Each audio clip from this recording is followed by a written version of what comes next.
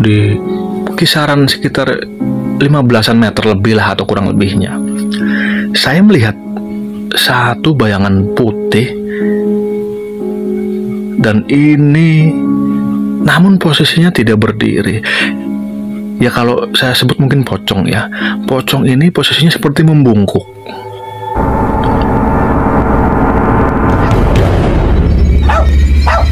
Assalamualaikum warahmatullahi wabarakatuh.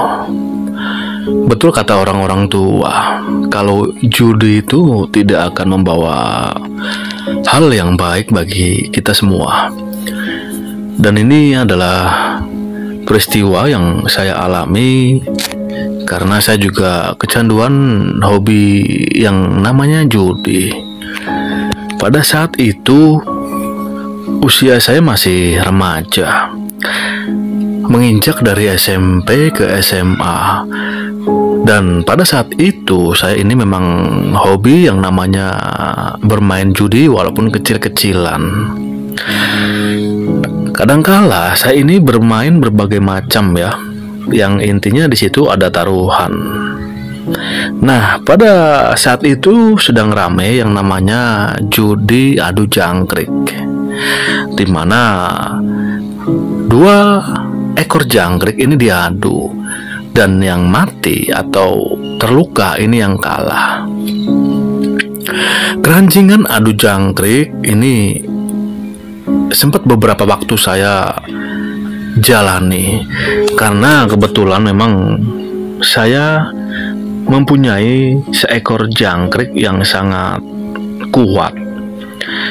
Dan pada saat itu memang saya yang namanya jangkrik ini sudah hafal. Istilahnya kalau di daerah saya ini ada yang namanya jerabang merah, kemudian ada jerabang hitam. Nah, ada juga jenis jeliteng yang warnanya ini full semuanya hitam. Nah, jeliteng ini mencarinya agak sulit karena ini jenis termasuk jenis jangkrik yang agak jarang, namun memang biasanya mempunyai fisik yang agak besar dan juga kekuatan yang bagus. Saya pernah itu punya jeliteng ini hampir 10 atau 15 pertandingan ini selalu menang. Ya walaupun pada saat itu hadiahnya tidak begitu besar, namun karena memang sering menang, saya sangat bergembira sekali. Hingga akhirnya jangkrik itu karena sudah terlalu sering diadu dan juga sudah berusia lama, akhirnya saya lepaskan ke alam. Hingga akhirnya saya pun bersama kawan ini mencoba berburu ke area persawahan yang kebetulan pada saat itu memang sudah dipanen. Nah, kebetulan juga itu musim kemarau, di mana kondisi jangkrik memang biasanya musim kawin, dan ini banyak sekali. Saya berburu jangkrik ini boleh dikatakan sering sekali. Namun untuk mencari jagoan jangkrik yang akan saya adu, saya belum ketemu yang cocok atau menemukan jangkrik yang kuat. Hingga akhirnya saya juga tetap sering kalah. Nah, pada satu hari ketika saya dan Roni ini kawan saya yang biasa mencari jangkrik, ini kami bertemu dan kami pun membahas bagaimana caranya supaya bisa mendapatkan jagoan jangkrik lagi.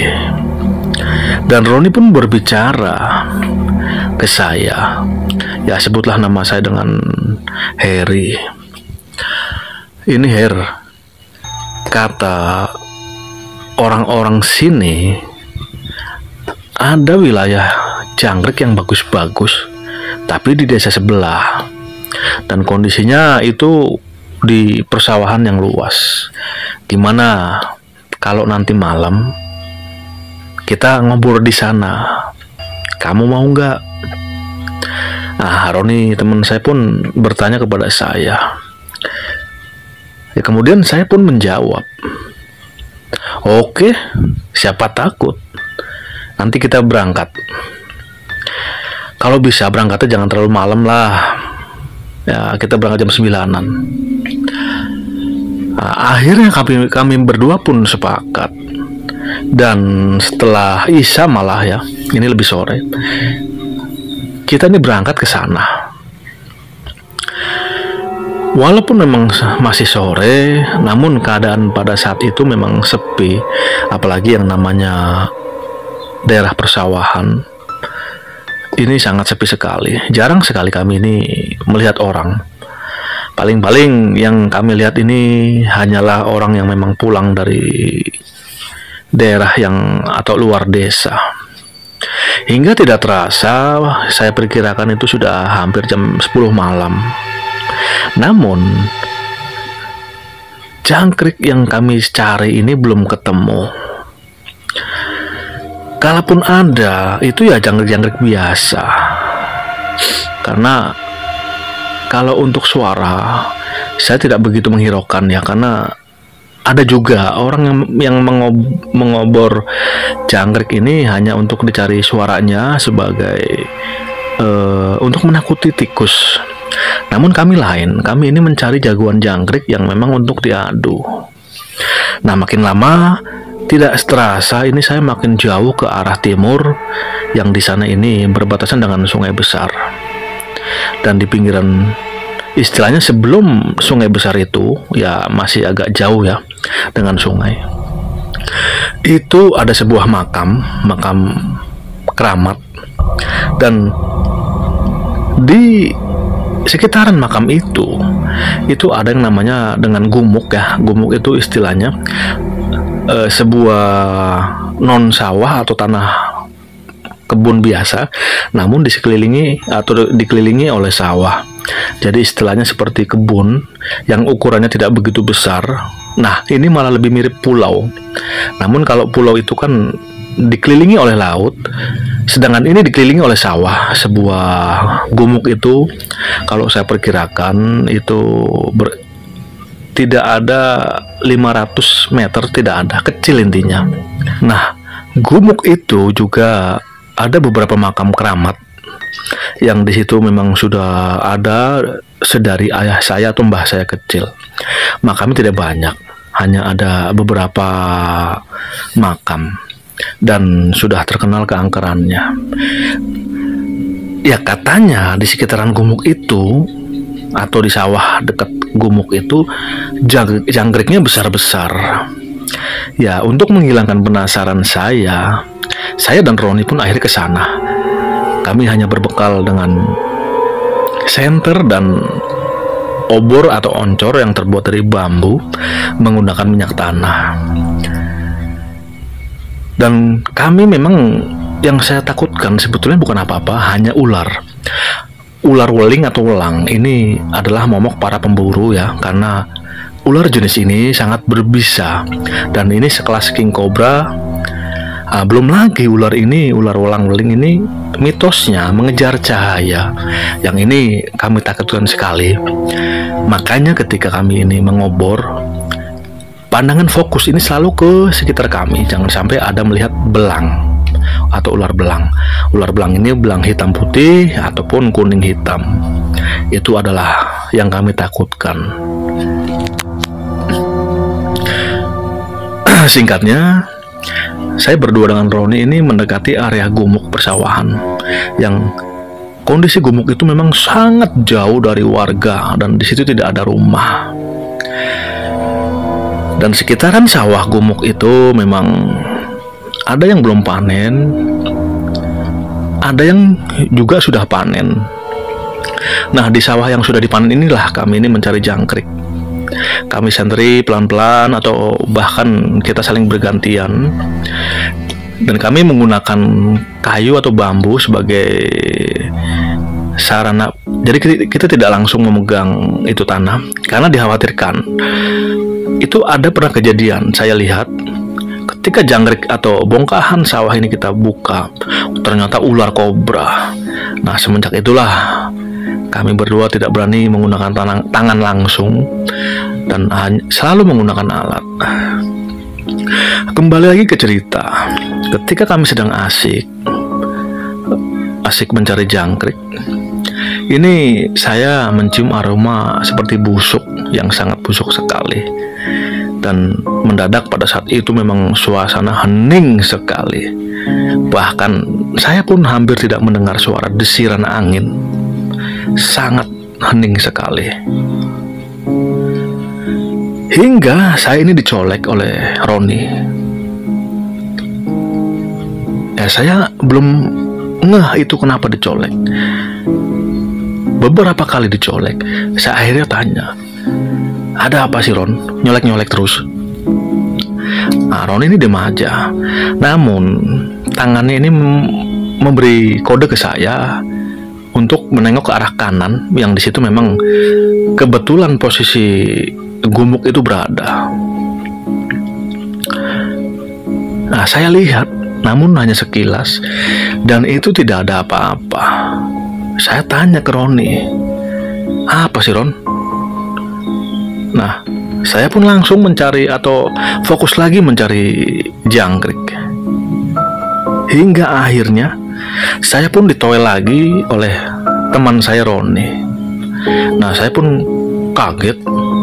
Nah, saya tanya lagi, "Ada apaan, Ron?" Nah, yang ini langsung dia ini tanpa basa-basi langsung ngomong di telinga saya dengan dekat. Dia bilang, "Ada pocong." Lah, saya kaget. "Di mana?"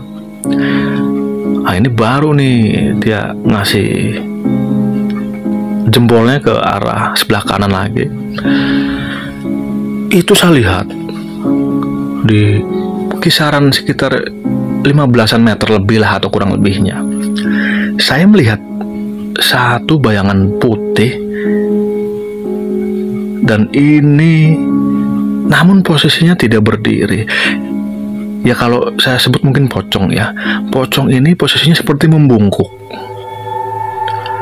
Saya fokuskan lagi pandangan saya. Itu apa? Bahkan saya senteri ya. Namun lampu senter ini seperti ada penghalang sehingga tidak sampai ke arah pocong itu, yang kondisinya memang seperti membungkuk atau ruku. Nah, saya pun mencoba mengacuhkan, saya mencari lagi. Roni yang sudah terlanjur ketakutan ini selalu mengajak pulang. "Ayo Her, pulang Her, aku udah gak kuat." Nah, di sini saya membesarkan pikiran Joni atau hati Joni, hati Roni. Udah, ini tanggung, dikit lagi kita dapat jagoan jangkrik ini kan. Kalau aku lihat di sini banyak jenis jelitang ini. Cuma kalau bisa kita cari yang gedean. Roni yang awalnya di depan saya mendadak ke depan saya karena mungkin takut ya. Nah, saya pun dipegang lagi oleh Roni ini. "Itu, Her, pocongnya makin lama makin dekat."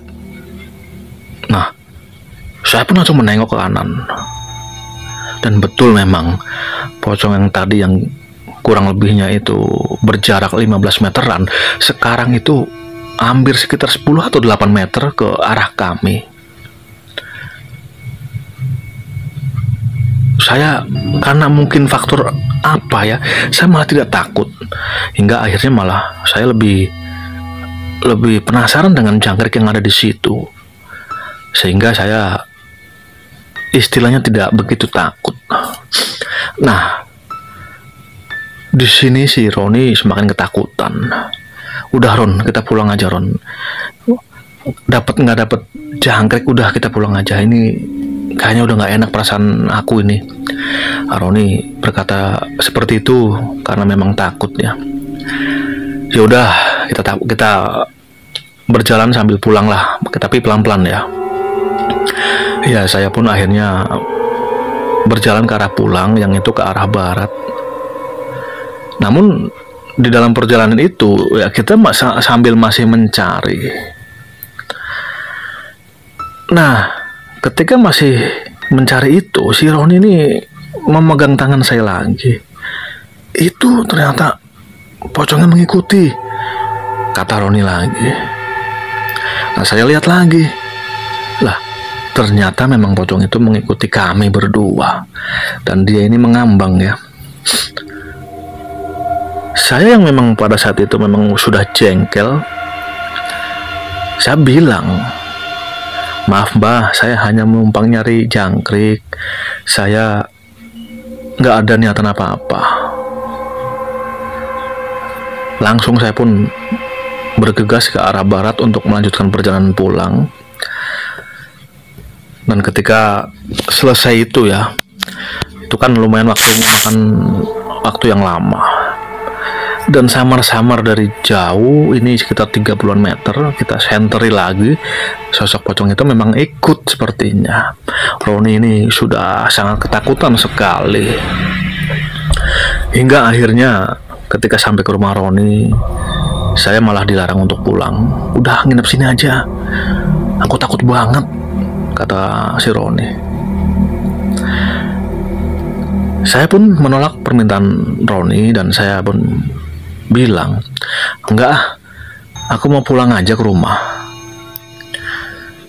Ya akhirnya saya pun pulang ke rumah yang jarak dari rumah Roni ini lumayan jauh, yang memang ditempuh dengan jalan kaki di medan yang agak berbukit dengan banyak sekali kebun-kebun ya.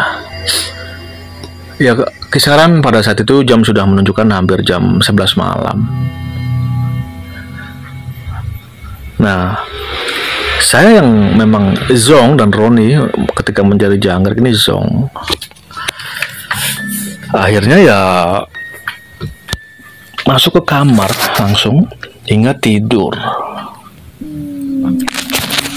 Nah, edannya lagi malah saya ulangi di malam berikutnya, yang di sini Roni betul-betul tidak mau untuk kembali lagi mencari jangkrik di daerah itu. Dan namun jangan panggil nama saya ini Harry jika tidak bisa istilahnya mengajak orang sampai tidak ikut, atau istilahnya ya saya boleh dibilang saya kasih sebuah tawaran yang menarik, hingga akhirnya Roni pun mau. Nah, singkat ceritanya, ketika saya ini di malam kedua dan di posisi yang sama, namun pada kali ini saya agak bergeser 30 meter ya dari lokasi semalam. Belum sempat 1 jam saya di sana, Roni ini tiba-tiba juga seperti semalam menggerakkan lagi tangan saya, dan sosok pocong yang semalam ini masih ada di situ atau menongol lagi ya. Saya yang sudah kesal karena belum lama di situ dan sudah ditakut-takuti, saya bilang lagi, maaf mbah, saya tidak niat mengganggu, saya hanya ingin mencari jangkrik. Dan pucuk dicinta belum tiba, tidak sampai 1 jam saya menemukan sebuah jangkrik jenis jeliteng atau dengan warna hitam yang sangat pekat, dan ini ukurannya hampir sebesar jempol. Saya ambil langsung. Setelah itu saya pun pulang. Nah, kemudian siang harinya saya ke kawan-kawan yang biasa mengadu jangkrik, dan di sana saya melakukan pertarungan jangkrik ini 4 kali dan semuanya menang. Pada saat itu taruhannya sih nggak besar ya, sekitar mungkin Rp1.000. Namun Rp1.000 di tahun awal-awal 90-an ya ukurannya lumayan juga. 4 kali saya menang.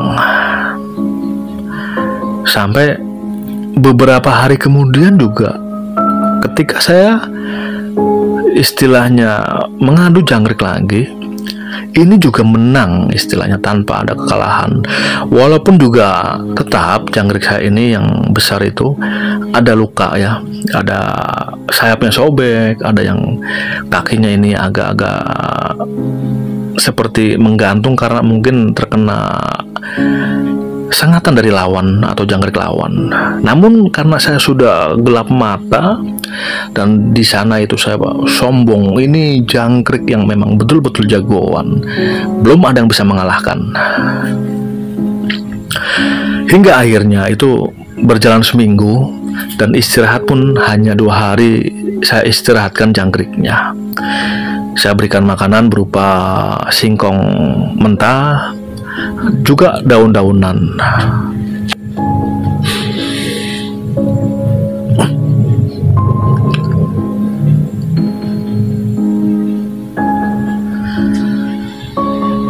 Nah, setelah 2 hari, jangkrik pun saya adu lagi.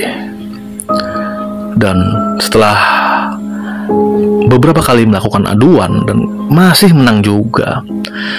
Nah, ini ada satu peristiwa Bang Pra yang bikin saya ini akhirnya ketakutan.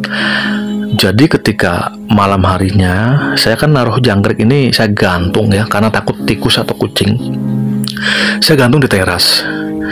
Nah, sebelah teras itu memang kamar saya, dan di depan halaman rumah saya itu memang di pojokan atau di sudut itu ada pohon atau dapuran pohon bambu.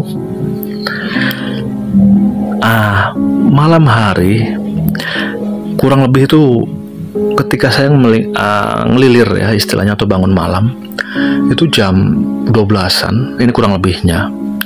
Saya mendadak mendengar suara seperti suara jangkrik yang agak terluka. Jadi bunyi namun tidak begitu sempurna ya. Saya penasaran, wah jangan-jangan jangkrik saya ini sakit atau apa. Namun sebelum melihat atau memeriksa, saya intip Bang dari horden yang ada di dalam kamar saya. Ketika saya intip, kaget saya Bang. Ternyata di sudut teras saya melihat pocong bungkuk itu Bang. Saya langsung tutup lagi horden kamar saya. Karena memang saya belum yakin atau mungkin halusinasi, saya buka lagi Bang. Itu kaget Bang. Ternyata pocong bungkuk itu sudah menempel di kaca kamar saya Bang. Saya langsung terjengkang ke belakang. Langsung saya lari ke kamar orang tua saya dengan menggedor-gedor. Kemudian saya pun ditanya, ada apa? Ada hantu Pak. Gitu. Saya pun langsung masuk ke tempat tidur ayah dan ibu saya, sedangkan bapak saya memeriksa ke luar. Nah, ketika kembali lagi ke kamar orang tua, bapak saya bilang, kamu ini hantu apa, nggak ada apa-apaan. Kamu kebanyakan nonton film-film hantu mungkin. Malah saya dapat ceramah dari bapak saya.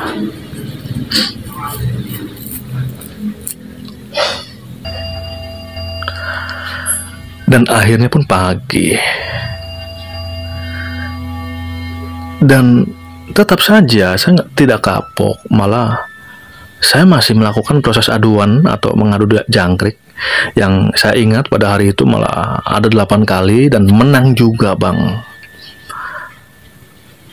Ketika malam harinya di jam yang sama, saya mengalami teror lagi. Teror didatangi pocong bungkuk. Dan di sini pocong itu bukan hanya ada di jendela rumah saya dengan mengetok-ketok, namun masuk ke kamar saya Bang. Saya melihat dengan jelas sosok itu seperti hologram tembus pandang, namun saya bisa melihat bahwa mukanya ini memang hitam dengan posisi bungkuk ya, walaupun dengan membungkuk, namun saya bisa melihat wajahnya ini hitam semua. Saya langsung berteriak dan masuk ke kamar. Bapak saya pun kaget lagi. Ketika saya bilang ada hantu di kamar atau hantu pocong atau hantu pocong, bapak saya pun langsung memeriksa kamar saya dan tidak ada apa-apa. Malah saya diledekin, udah besar malah nggak berani tidur sendiri. Nah, di dalam selepas mendapati peristiwa seperti itu, akhirnya saya pun berpikir Bang, ini sepertinya harus saya lepas ya, ke tempat semula, karena kalau tidak saya malah bisa diteror terus istilahnya. Nah, betul Bang tuh. Jadi akhirnya pagi itu juga Nah, kebetulan memang searah dengan berangkat sekolah ya, karena kebetulan di desa saya kan sekolahan itu ada di seberang atau di desa sebelah. Dan kebetulan juga memang melewati tempat atau gumuk itu. Ya udah, akhirnya pun saya lepas jangkrik saya, karena saya tidak mau mengalami teror-teror yang menyeramkan lagi. Dan ya alhamdulillah bang, setelah melepaskan jangkrik itu saya tidak mendapati gangguan lagi.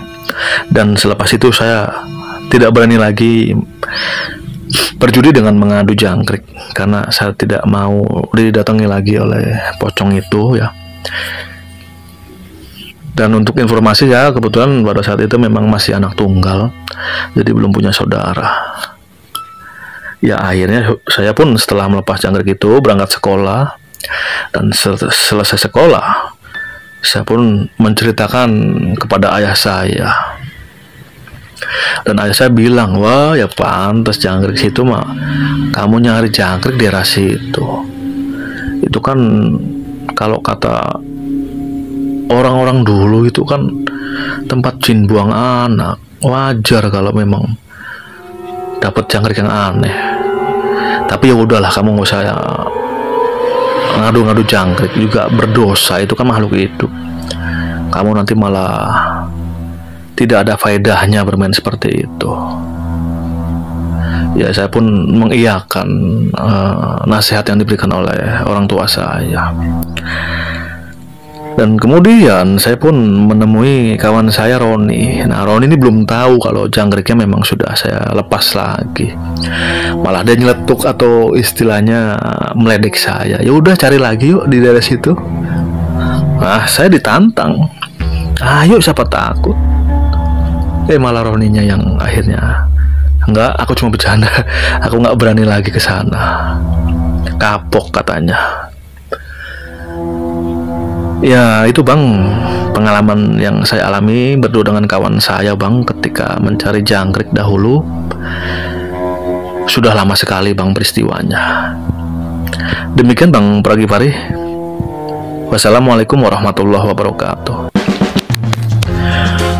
Waalaikumsalam warahmatullahi wabarakatuh. Terima kasih bang ceritanya, atau bang Heri ya. Dan di sini saya juga mengucapkan banyak-banyak terima kasih kepada kawan-kawan subscriber saya yang masih setia mendengarkan cerita-cerita misteri saya yang masih apa adanya dan jauh dari kata sempurna. Tidak panjang lebar, saya tutup. Wassalamualaikum warahmatullahi wabarakatuh.